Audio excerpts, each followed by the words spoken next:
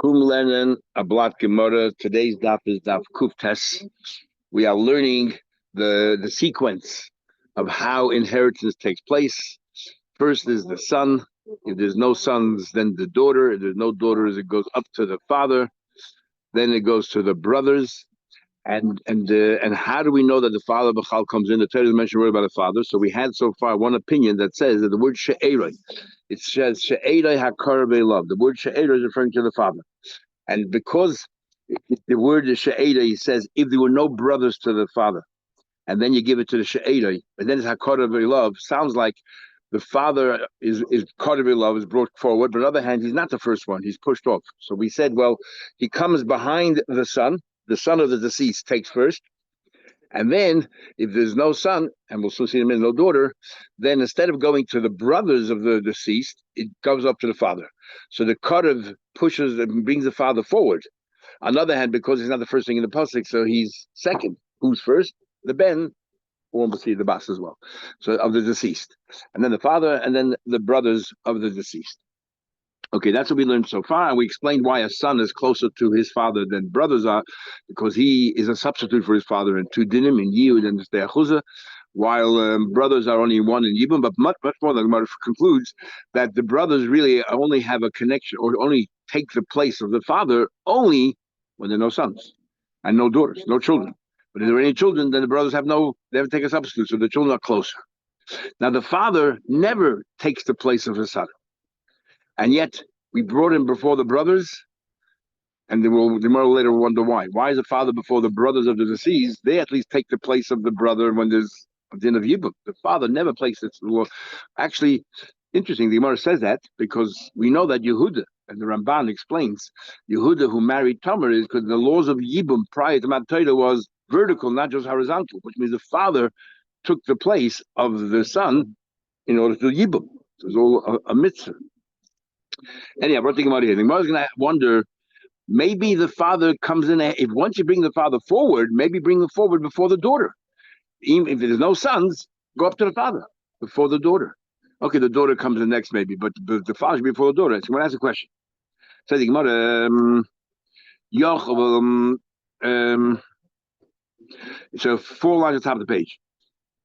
So Yochel would have thought if we're bringing the She'ela is the father and we're bringing him all the way in the front, Yakdil ben, maybe the father should be even before the son. It says She'ela, then it says Karev. Because it says She'ela, which is the father, and then it adds another thing, Hakarev Elav. It means that somebody else was even closer than the father. Who would be closer than the father? The son. Says the Gemara, yeah. There's no Yerusha by the case. Only Vein Le Ben. The pashta reason is okay, there's a custom, but the pashta reason is the girl will marry someone from another shevet. So therefore it takes away the whole property from this family, moves to another family altogether. And that is why I like to know the Menashe was very worried about Bnei Slavchat. And it's an amazing thing that the Davish made a law that you're not allowed to marry other Shvatim and became only a set period. But then the Chacham came along, and Tubav was Utru, Ashvatim Zelazeh. They changed Al Din in the Torah. Let's continue. Says the Gemara, okay.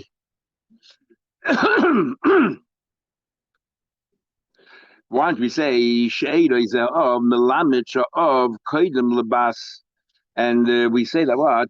Why don't we say that the father comes before the daughter? Once you're saying that the father comes in early, She'edai, so maybe it should come before the daughter as well. It can't come before the son because it says Hakara. There's somebody before the father. Fine. So the son is before the father, but the daughter is second anyway. So maybe the father is brought forward not only before the brothers of the deceased, even before the daughter of the deceased. Says the Gemara. What was the whole logic? We said that the son comes first because he takes the place of his Kivin Linyan Yibum Ben of Baskadon. They both have the same din. That what?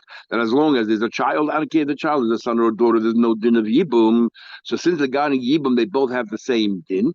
Linyan Ben of Baskadon. So too, when it comes to Yerusha, they both have the same thing. Because in fact, the whole idea of Yibum is that he takes over, he yarshins everything else. Okay, ask the Gemara.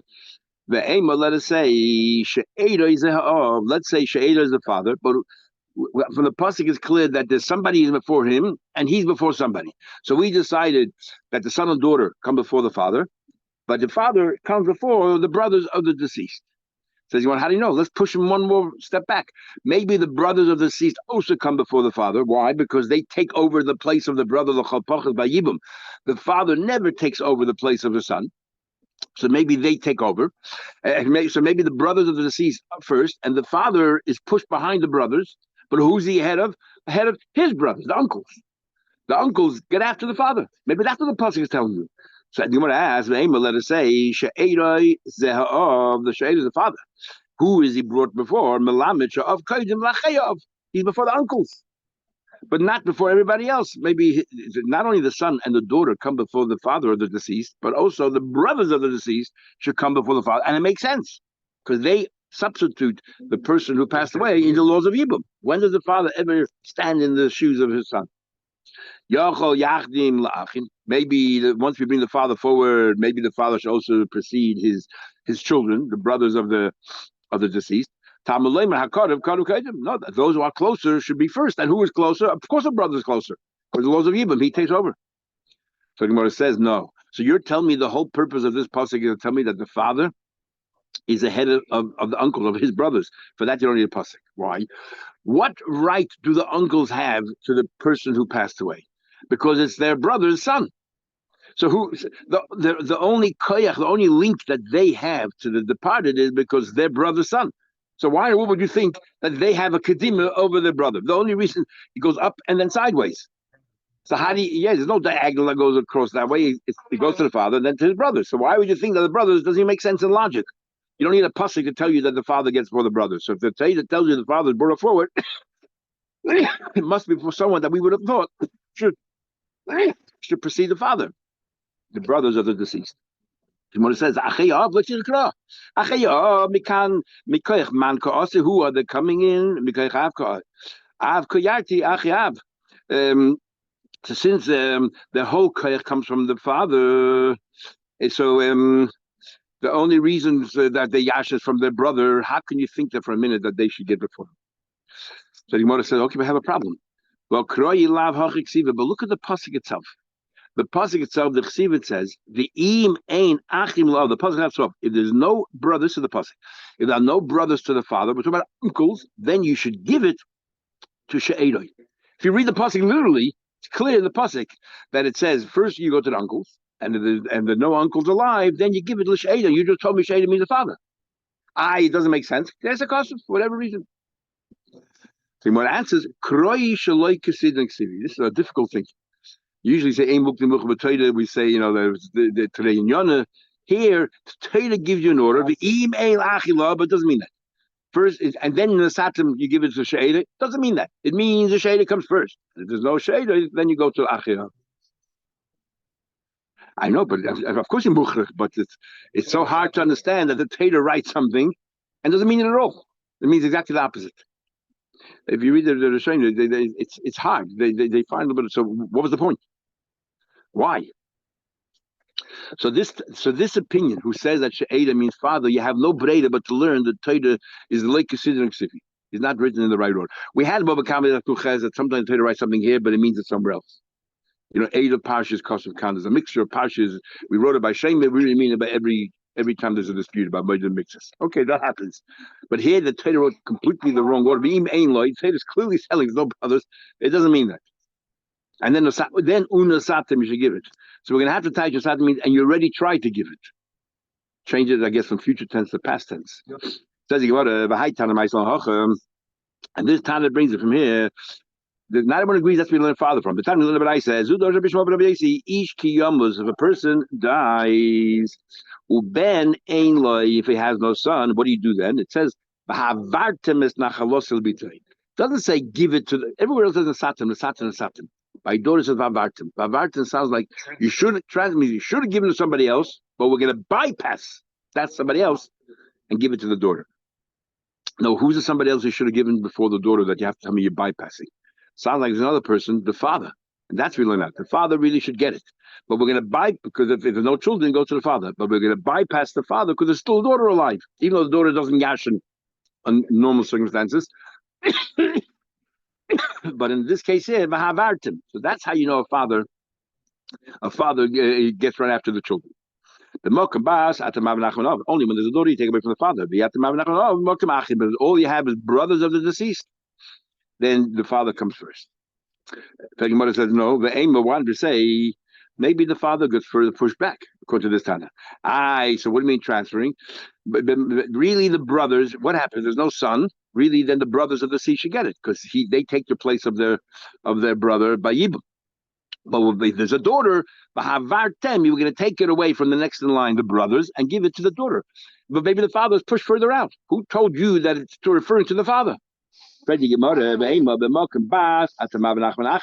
daughter, you take away the nachla from the brothers. But you don't take away the nachla from the father. I feel mokabas, even if there's a daughter. Says the Gemara, im kain, if so, loy nichtev rachmana, let the Torah not write. By the way, this Gemara is the Gemara from Shabbos. This is the Shabbos. Supposed to be learning. Im kain, if so, loy nichtev rachmana, let it not say vahavartim. Don't say vartim at all. Don't say vahavartim, and we know exactly what we're referring to.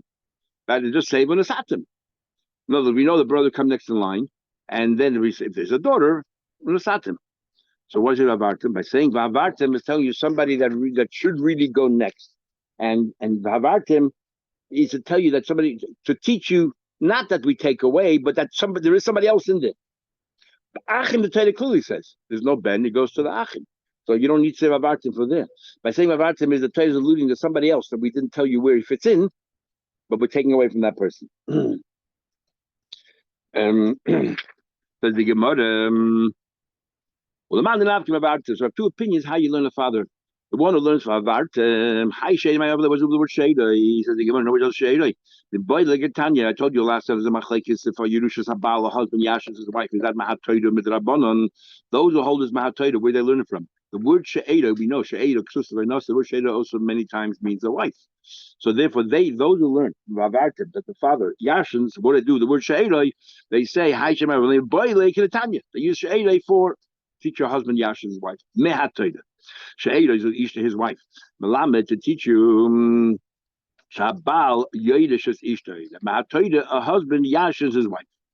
Says the Gemara Laman, the Naftalim She'eda, the one who learns for She'eda, Hi Vav, and therefore the wife is only with the Rabbanon. Hi Vavartim my overlay. What does he do with the positive Vartim? Taking away from somebody. We said the only reason it says Vartim is to teach you somebody, the teacher's not to take away, but exactly. But we know already you said from the word Sheda, the father is next. So what do they do with the word Vavartim? But boy, they need to look at the Tanya we learned. Rebbe says, Big Kulan Nema Ben Sina. Every Yodish it says the father bequeaths it to the whoever the heir is. The kan never been havoda. Why is havoda transfer? There's no person who transfers the assets from one tribe to the next tribe. Ella bas. A husband and son yashin her, and they now transfer it to the other shevet. And when they pass away, it doesn't go back. As we learned before the Mishnah, it doesn't go back to wife. It doesn't go back to her shevet. So it's one way traffic. So that's havoda. Says the Gemara. Let's go back to the first opinion. She'eda means a father. Where do you find the expression she'eda by a father? It says in Pasuk that it says that the erba of your sister of your father should be megalad. And it says why? Because if you're megalad, she'ed of yichihi. This is the she'ed of your father. So we see that what? That she'ed relates to father. She'ed of yichi. Okay, but let me tell you, we also find the word she'ed by a mother. And how do you know that the mother doesn't yashin as well? Maybe she'ed roi, even though it's referring to the husband, father, or the mother, that she yashins before anybody else. Ema, let's say she'ed is the aim. Say that she'ed is the mother, and before we said mother does not yashin the son. Maybe he does. Where do you find the word she'ed by a mother? The chsiv, it says the same thing that it says by the sister of your father. Don't do it because she'ed of yichi. It says the same thing, the sister of your mother. And it says over there, because she'ed imchi. So she'ed imchi is over the same thing. So if she'ed means father, she'ed means mother. Amar Rava, so Rava says, Omakro. We have a pasuk where um, it says mimishpach toy. It says his mishpacha. It says if there's no brothers to the father, then you give it to the she'erei mimishpach toy from the boy's side and the father's side of the family. Yeah, family deceased. It says in Lashon Zachar. So we dash mishpachtoi the yorash oisa yashes her mishpach okri mishpacha. Only the masculine side of the family is mishpacha. Mishpacha's aim ain't a kul mishpacha. But the mother's side of the family is not called mishpacha. The Chsiv it says, as far as these are concerned, the mishpachoi some the beis avoy some. So therefore, we know that it's only the male side of the family that is family as far as Yerush is concerned. You tell me mishpachas ain't many kul mishpacha. You tell me the mother's family is not called family. But see, it says, and we're going to segue to Micha. Micha brought Avodah Zarah from Behason. That's the child that Moshe made say from the wall. Yeah, and he brought Avodah Zarah from Mitzrayim, and then he set up a base of Avodah Zarah, and he wasn't getting that much acclaim until he found this kohen, this priest, to take care of it. And this priest was a Levi. And he used him to take care of it. So Gemara says, "If he nar me base lechem Yehuda, this youngster from base lechem Yehuda, me mishpachas Yehuda." So clearly he came from the family of Yehuda, and yet who Levi? He was a Levi. So how can he come? Yeah, so Yehuda must be his mother, and the father was a Levi. So he was asking a question: what are you telling me? The mishpachas aim is not a mishpacha. Here is he clearly he comes from Yehuda. And yet he's a Levi. The father was a Levi, and the mother was Yehuda. And yet we relate back to Yehuda. Who gar Sham, and he lived over there. Says the Gemara. Before we go back to Hagu v'kasha. Amr just said, "Who Levi? Alma Levi Asi Mishpach is Yehuda. Then says Yehuda Alma Yehuda Asi Elalav." So you only have one way of understanding. The Avua Levi. In order to be a Levi, it has to be Ben Achaben. So your father was a Levi. Or by the Imei me Yehuda, but his mother must have come from Sheva Yehuda. Clearly, me that Mishpachas Ein is Mishpacha. Ukam and the pasuk says Mishpachas Yehuda. No, his name was Levi, and the Mashal explains. So his name Levi was a help. People didn't know that was his name. He was calling him Levi all the time. People thought that he was a Levi. So not only was he's also deceiving all. I mean, you see people in many ways, but including that he gave some credibility to what he was doing. I have a Levi who generally works in the base of English. They're here. Ready Gemara. So Micha Ata Yadaiti. This is what I'm next piece Gemara.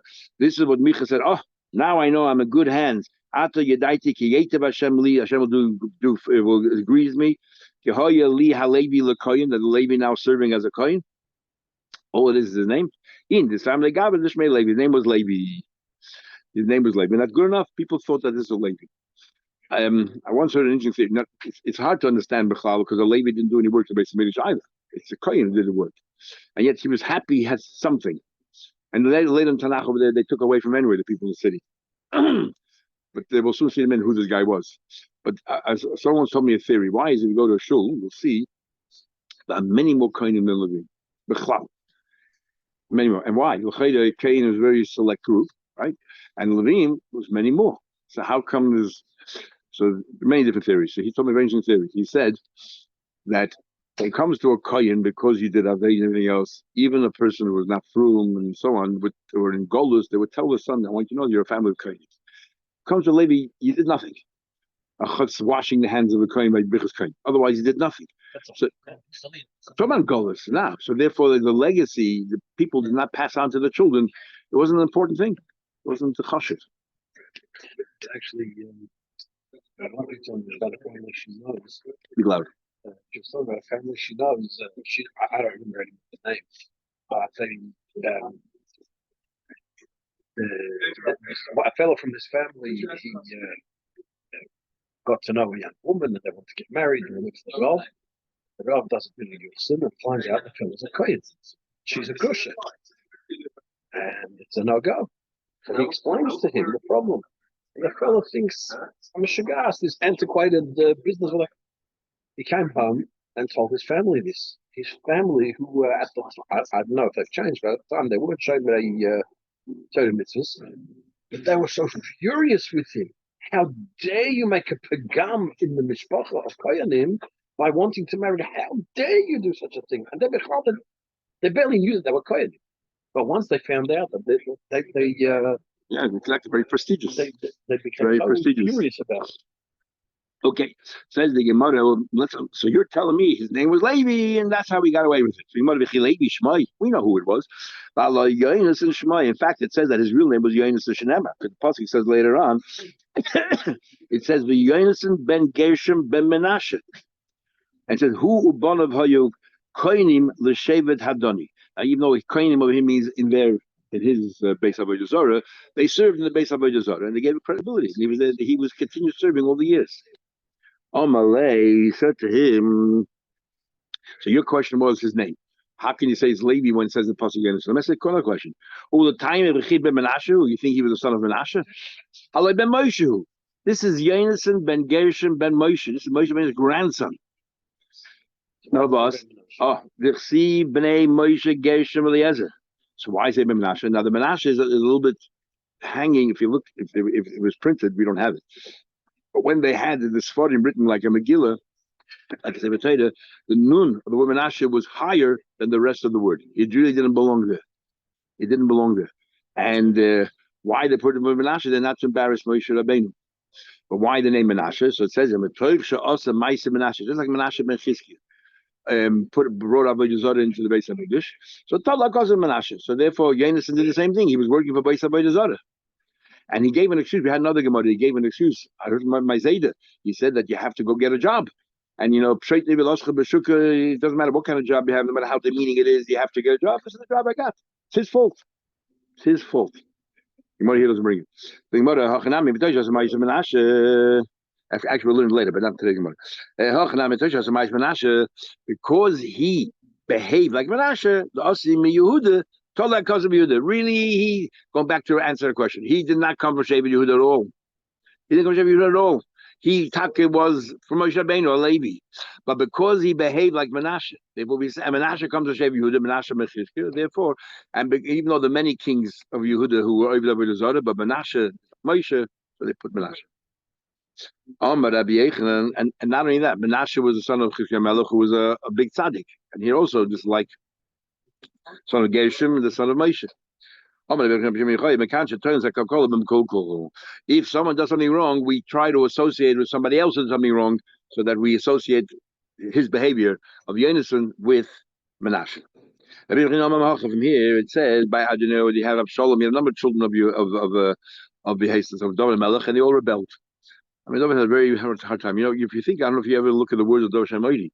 He says, Avi v'imi. He's my father. Forget about everybody else. Yishai, we learned that, Dalad Mesa, Be'etus Shalachash, Yishai was such a big tzaddik. They all deserted me. My own father. Avi v'imi azavuni. Because everyone else called them my mom, whatever it is, so they, sad life. Anyway, but he should put it in his Tehillim. No, as if you're saying, if nobody wants me, Abish, I want you. It's a little bit, need a bit more positivity. Okay, the Gam, so it says about, the Gam who toiv he was very handsome. That's why he wanted to marry his sister there. But Oisa Yolda Achar Shalom. And he was born, she gave birth to, after Avshalom. We know that the mother of Avshalom, the mother of, were two different women. So why does it say, it sounds on the positive that the same mother gave birth to both? Allah Adonai ben Chagis and Avshalom ben Mach. Because he behaved exactly like Avshalom. The Mordeh ben Malchus rebelled against David Melech. So therefore, this would prove the point that if somebody's Makalkal, we associate with somebody else who's Makalkal. The blood says a person should always attach himself to good. Moshe, who married the daughter of Yisrael, Yotza Mimena Yehonason. Moshe Rabbeinu Yichus is important.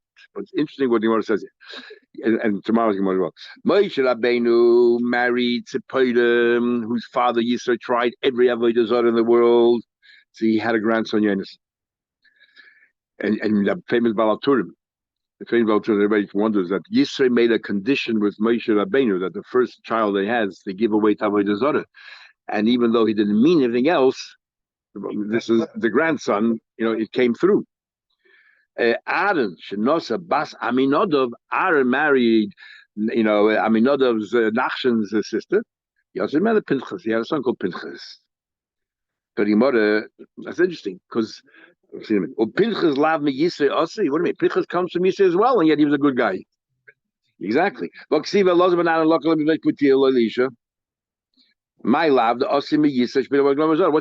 Came from Yisrael.